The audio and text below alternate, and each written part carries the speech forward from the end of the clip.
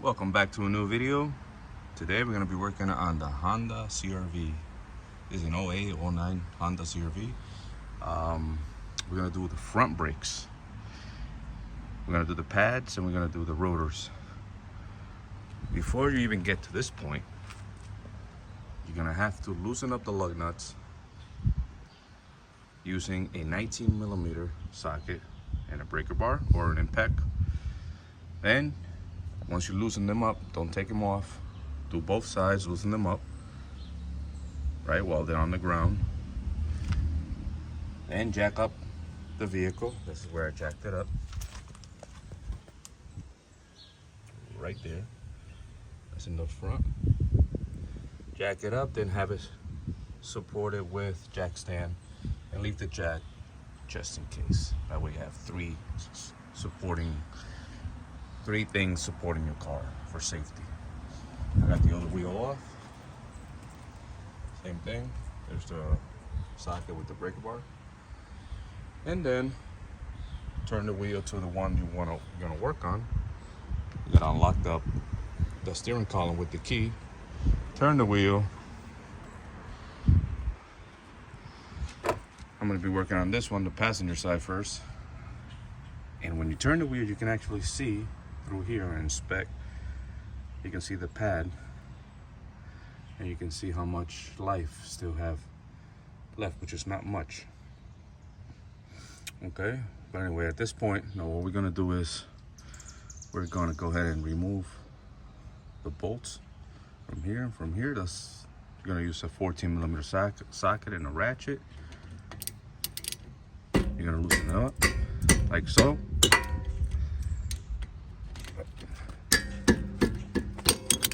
Okay, remove these two bolts. And then what we're gonna do is remove the caliper to have access to the pads. So I'm gonna go ahead and remove this. And it's gonna be as easy as what I'm showing you, fellas. There's nothing to it. Now we're gonna use a long bar or a long screwdriver like this. We're going to see the piston is on this side, so what we're gonna do is we're gonna try to stick this in here somehow and try to force the piston back in. If not, you can also just try prying the caliper. Like in this case, it's not stuck or anything, it's easy. But usually what you gotta do is you gotta pry it so that it will make the piston go in just a little bit so that the caliper can be removed easy. But in this case, we're not having that problem. We're just gonna have to just pry it a little bit and get it out. Something like this. All right, I'm gonna use both hands. I'm gonna grab this and I'm gonna place it up here somewhere, or I'm gonna tie it up here so it's not hanging on the hose. You gotta try to prevent letting all the weight be on the hose, which I think if it was forcefully done, it can damage it, but if it's just hanging for a few minutes, it's not a big deal. But I'm gonna try to secure it. Just give me 1 second. Okay, caliper secure, it's hanging by the bungee cord. That's done. Now here are the pads, guys. Now you can see there's barely any material. These brakes were already making noises. That's why I decided to change it, because I knew they were due. And I was right, without even checking it. Okay, stick a screwdriver in there. Just pry them out, it's not a big deal.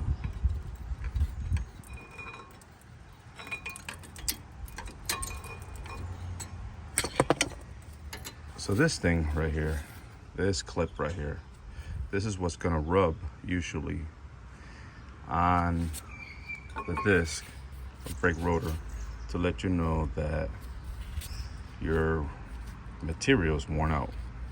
It starts making noises. So this one is worn out the worst, but it doesn't have I guess you can call it a sensor, or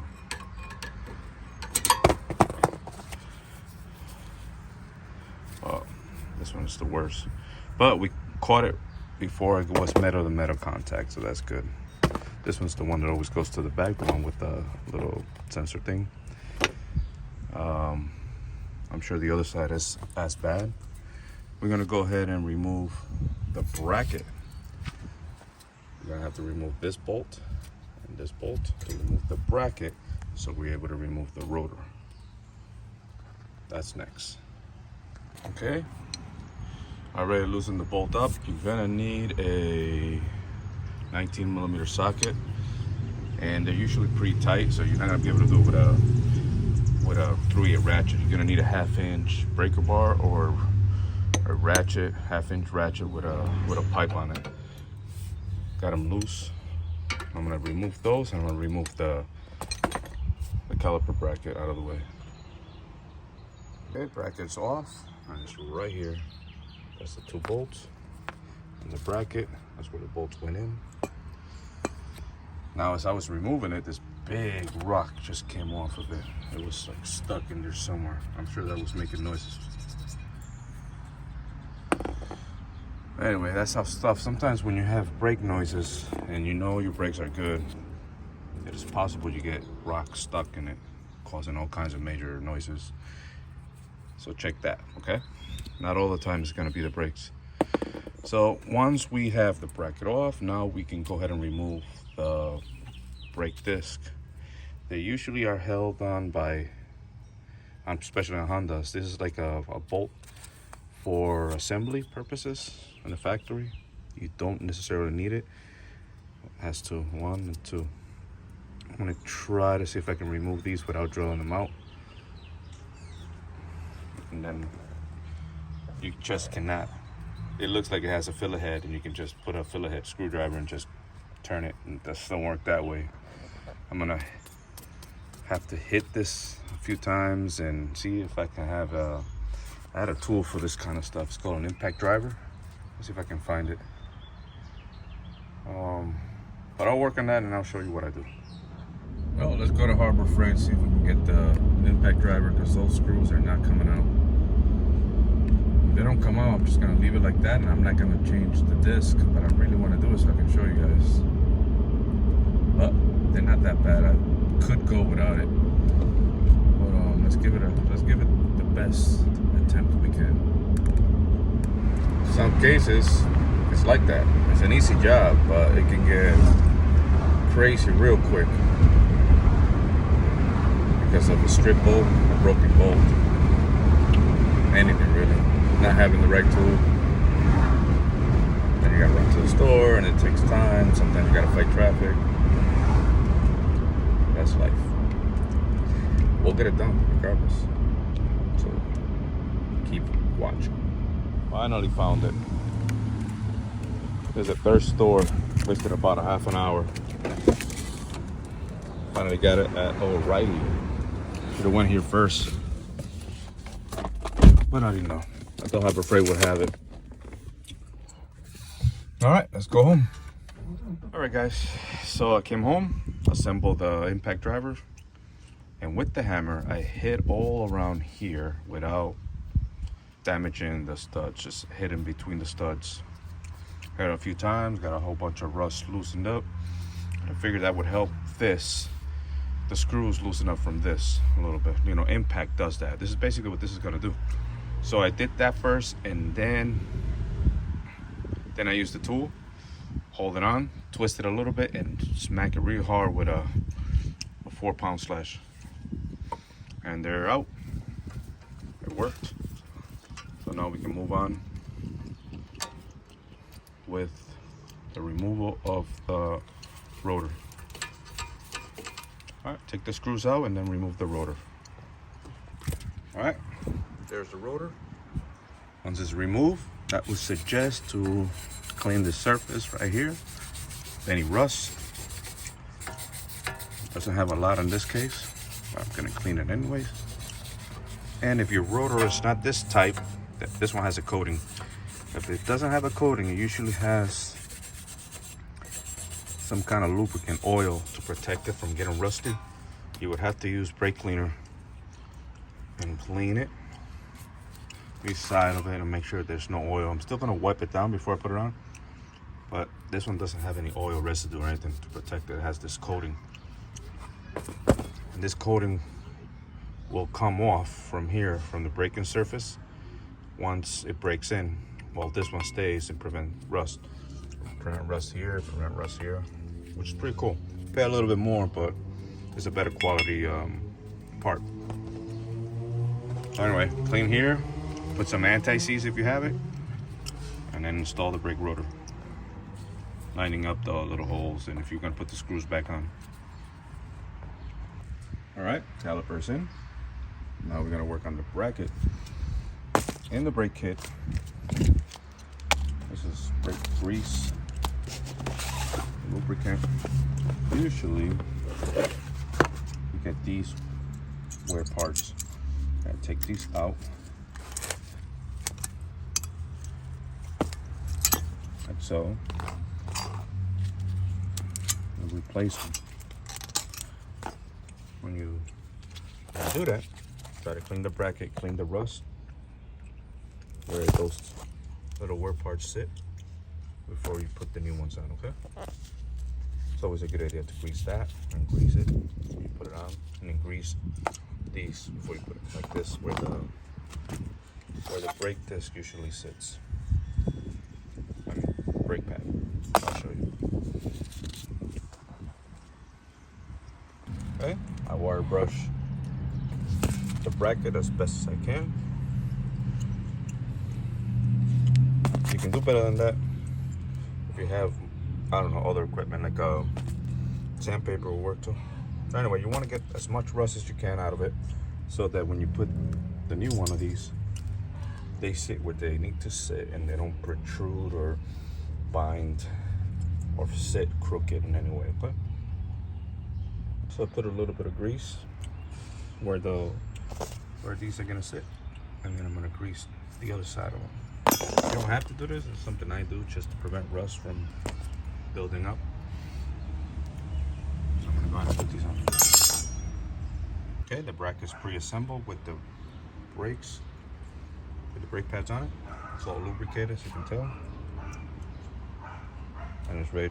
When you put the brake shoes on, the brake pads, you go in like this and then stand them up. In and stand them up, in this case.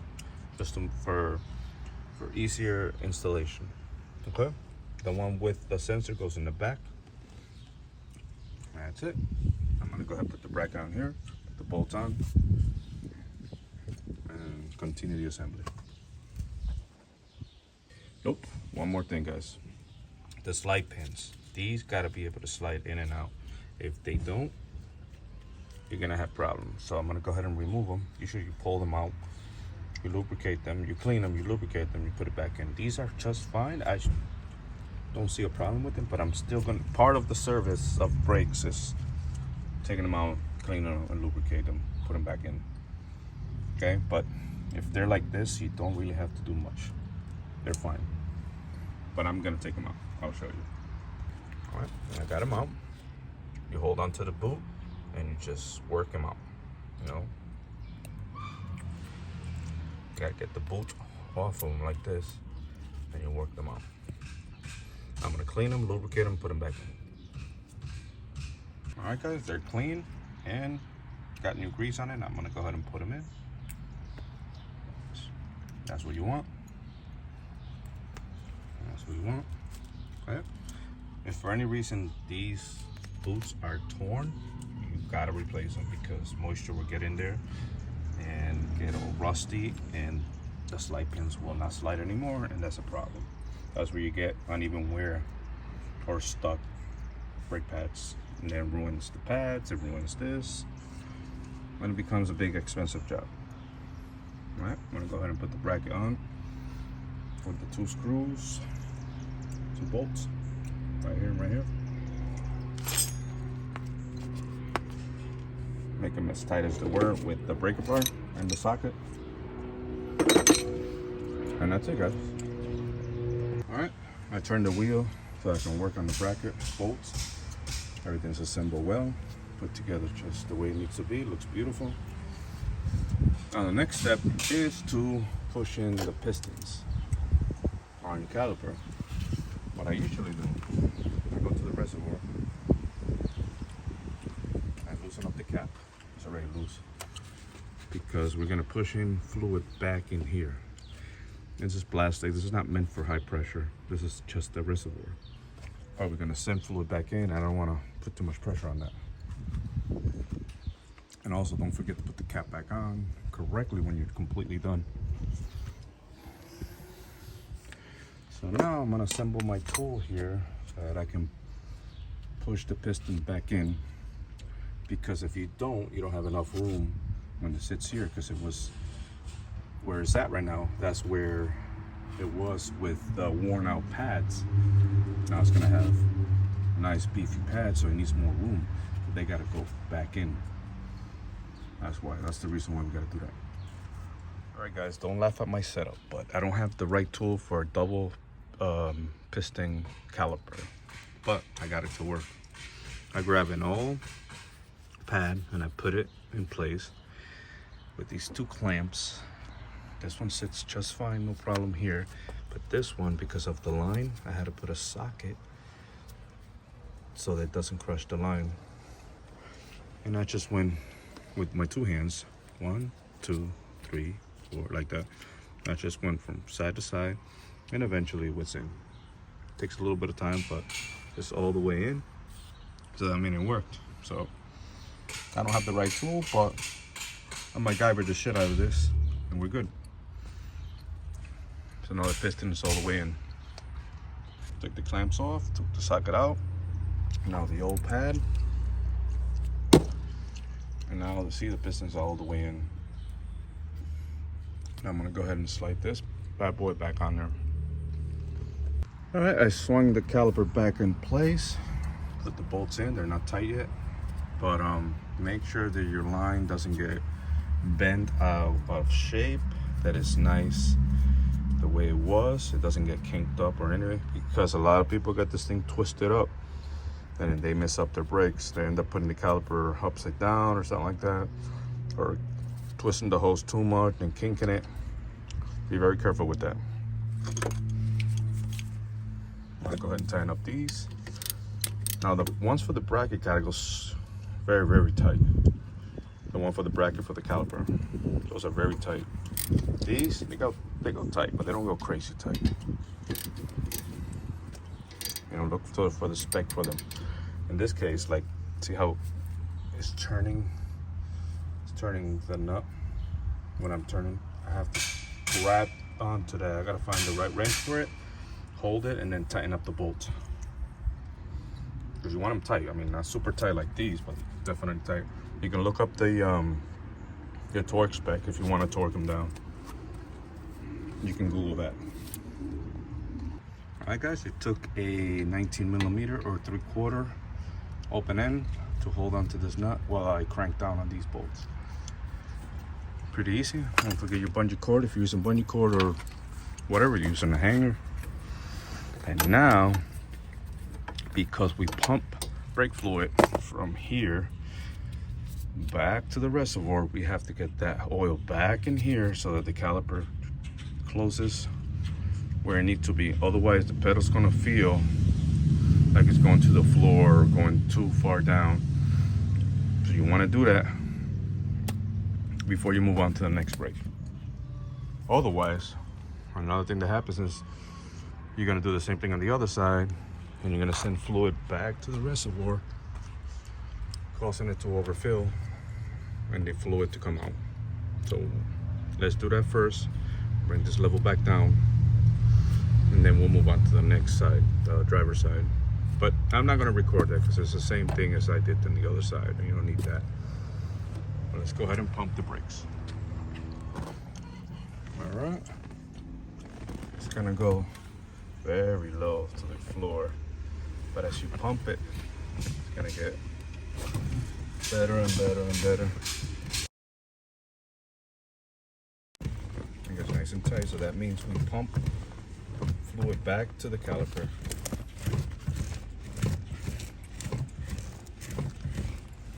All right, should be good. See, the fluid bed went back down a little bit. So that's it, fellas. I'm gonna go ahead and put the tire on, and I'm done with this side. I'm gonna move on to the next side. The braking procedure, I usually don't have a braking procedure, guys. There is such a thing. I have to look it up. I just drive the car. I drive the car a few times. use the brakes. Use the brakes. No, step on it. Use the brakes. Make sure that you're applying a lot of pressure to the brakes as you're driving. Drive around a little bit. And that's it. I mean, if you guys know a braking procedure for brakes, let me know. Put it in the comments. That way the rest of us can learn. Thank you for watching, fellas. If you learned or like the video, please like. Subscribe is free. And I'll catch you in the next one. Thank you for watching.